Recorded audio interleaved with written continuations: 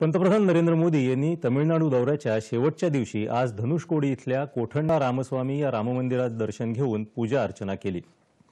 या मंदिरात प्रभू श्रीराम, सीता, लक्ष्मण आणि विभीषण यांची मूर्ती आहे। रामेश्वरम इथलं हे मंदिर 1000 वर्षांपूर्वी बांधण्यात आलं असून मंदिराच्या भिंतींवर रामायणातल्या अनेक घटना चित्रांच्या माध्यमातून रेखाटलेल्या आहेत। याच ठिकाणी प्रभू श्रीराम यांनी रावणाला नेस्तनाबूत करण्याची प्रतिज्ञा घेतली होती आणि इथेच प्रभू श्रीराम आणि विभीषण यांची पहिल्यांदा भेट झाली होती असं मानलं जातं। या मंदिराला स्वामी विवेकानंद यांनीही भेट दिली होती।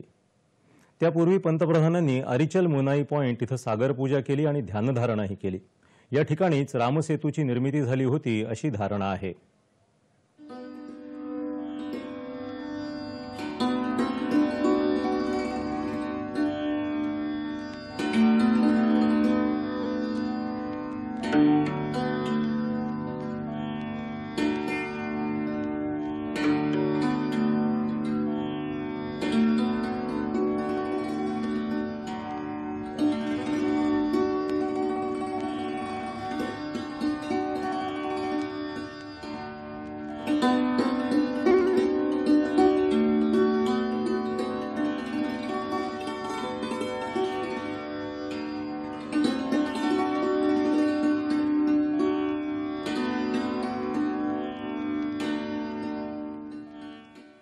पंतप्रधान मोदी अरुलमिगू रामनाथ स्वामी मंदिरातल्या भजन संध्या कार्यक्रमात सहभागी होणार आहेत।